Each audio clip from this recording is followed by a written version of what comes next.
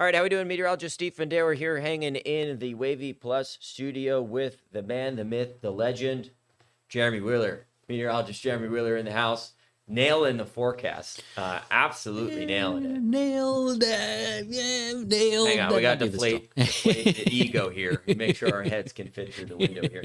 No, I will say the snow did pile up, in Yep. my personal opinion, a little bit more than I thought. I thought we'd be closer to the 8 to 9 inch rain on the high side of things, and a lot of folks were seeing double digits. Yeah, and I had the map yesterday, kind of that 8 to 10 inch zone. That panned out, but then we had, and I thought isolated 10 to 12, but it was a little more common. There was a lot of area over the south side that hit that foot mark. And that right? bullseye. Yeah, that bullseye. And it was interesting because when I left here yesterday, things were starting to show that bullseye kind of in that zone between Southern Virginia Beach, Southern Chesapeake, down to the state line. But I didn't pick up on it until I left. And so, because that's when the models were kind of starting to show that a little bit more. And I guess that's the tough part about the shift that you're on, and the shift that the hours that Jeremy works is the timing, the way it aligned with the storm and the snow coming in. For Jeff and I in the afternoon, we were watching the snow unfold, and then snowfall rates were half inch over the last 2-3 hours. Okay, they may bump up, and then we were able to kind of gauge and more confidently say, hey, we can get to this number in terms of snowfall amounts. So that was kind of the tricky part for you, is that you're talking about an event 6 hours in advance. Yeah, and Jeff, he did a good job a couple days out hitting that 2 inch per hour wording. I picked up on it, then I followed him the next day, so the day of. But he did a good job with that 2 days prior to the event. And it was just an absolutely tough forecast, because we were also talking about. Do you guys remember on Sunday when it was almost 70 and thunderstorms, and we had to deal with that first? It wasn't like we could ignore that and focus on trends and dealing with the snow chances. It was like, oh, we got to deal with a weird weather day on Sunday here. But it was fun to see that bullseye hitting some of the most populated areas of Hampton Roads. Yeah. And that is, that's the Virginia Beach area, where Southern Virginia Beach picking up almost a foot of snow. Well, Sigma 12.54. I saw, the Greenbrier area picking up 12.5. And then on the peninsulas too, like downtown Hampton, parts of Newport News getting that 10 inches. Phoebus was at 10 inches. I saw some totals around 9 inches for Patrick Henry in Newport News. So usually we always talk about the peninsulas getting the most snow because they're farther north. That bullseye was kind of right in the middle of the metro. Well, we know now why the bullseye happened in that area where it did, because Jim Cantori was in town, and he's a snow magnet. And thunder snow. I don't know if there was thunder snow, but he had attracted that heavier amount right there where he was. We got the text. We got the text from Ricky Matthews. He's, hey, Jim Cantori's coming in. And we're just like, oh no, like, go home, Jim. Don't bring the snow here. Was there any specific challenges that you saw a little differently with this forecast, Jeremy, than some of the other ones that we've had to deal with? This time the models, they dropped out. They had some high amounts days out, and then they dropped down. Our model really backed off to where we had 3, 4, 5 inches for a time. So I went above that. I mean, I was going higher than that, and I stuck to my guns 2 days out and said, I think this is going to be on the higher side, even though I had about 2 or 3 models which were coming in lower numbers. We had the foot, but the foot was either in Williamsburg or Elizabeth City, and 2 different models. It's like, what do you do with that? But it ended up meeting in the middle. That spread was really impressive. I think it might have been, I'm losing track of days here, but I'm pretty sure it was Tuesday morning, early Tuesday morning. Yep. That's right. Yep. I think some of the high-res models only had maybe 3 to 4 inches in a couple towns, and we're going, whoa, that's a big outlier. And that's something that we look at in terms of forecasting. It's not just picking a forecast model. Jeremy used the term forecast models here. There are guidance. There are tools. I like to think of them like tools in the toolbox. You have one model that's kind of like the hammer. You have one model that's like the screwdriver. One that's like the saw. You go down the list. The right angle. But if you're building something, you're putting up drywall, you can't just use one of them. Yeah. You need to be able to go across the board and use them as tools to make your product. And the product that we make, that's the forecast, right? So we're using all these tools. It's easy to just say, oh, well, this model is showing this much snow, so that's how much we're going to get. That's not going to, that's not going to pan out. You got to be able to use them all collectively to make a forecast. And there was that splitting of hairs Monday, Tuesday this week Yep. until things kind of came into agreement here. This was eighth snowiest day on record we Yes, saw I because believe so. it was Yep. 10.2 at the Yep. airport.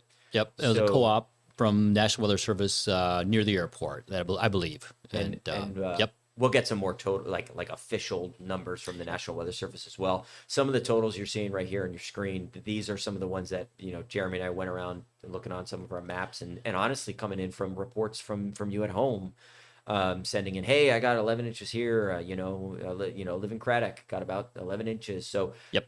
these are kind of loosely snowfall totals, but when we're talking about widespread 8 to 10 plus inches, I mean, Yeah. who's nitpicking?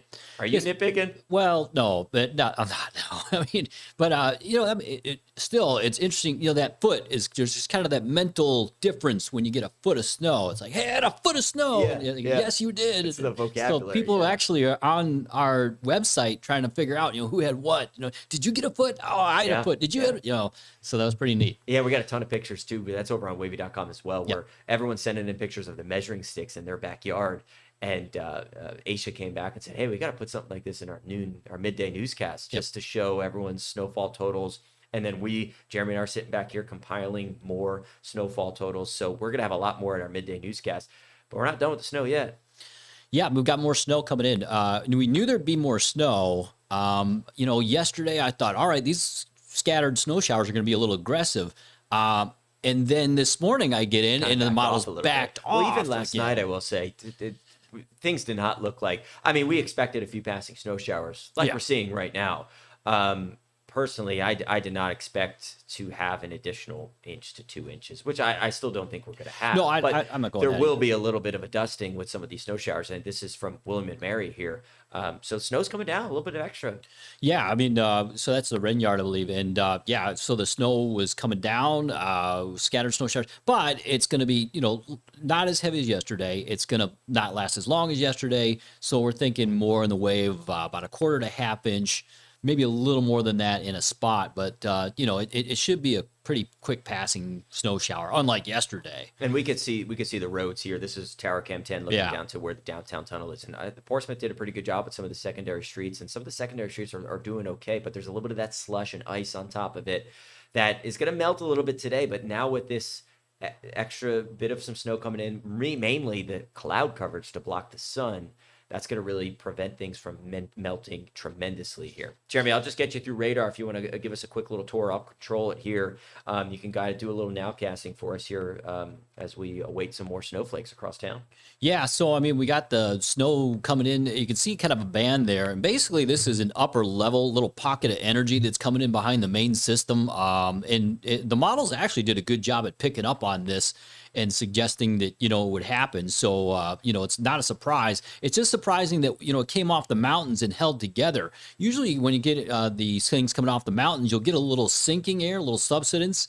And that will sometimes take these apart, and it did dry up a little bit. He's pointing out, where it did fall apart some, but just the size of it in general holding together was a little bit impressive. So, we already have the moisture at the surface from all the snow and just, a little evaporation, but in the upper levels, I guess there was also a good amount of moisture there, and you just got that little ripple of energy coming through. So that's why it's got that banding feature there, and that's going to pass through in the next couple of hours. And then I think this afternoon it'll be down to maybe just a few flurries, because I think behind this, sometimes you'll get a little sinking. So that should stop anything from happening, 2 hours after, and then except for a couple of flurries maybe as we go into the evening. And I agree with you saying how things kind of tapering off later on this afternoon here. This stuff here, like you said, maybe an extra little dusting here. Is it going to cause any more problems on the roads than we're already seeing? No, because we're already seeing big time problems on the roads. But you did mention, with the snow that's been compacted down on the roads, that little layer of ice, that little layer of slush. If there's that ice down that hasn't melted, any additional little snow on top, of course, may slick it up a little bit more. Briefly, yeah, I think that's going to happen. So, that could add more problems this evening, but luckily most people are off the roads anyway, so hopefully that's not a big issue. Yeah. Jeremy, thank you so much, man. This has been a fun snow event here. I'm just going to quickly guide you guys through a little preview of the forecast moving forward here. And then we'll have the rest of your forecast at midday. Is there anything else you want to share or mention? No, we got some great photos in. It was really pretty to see this It one. was, wasn't it? It was really something.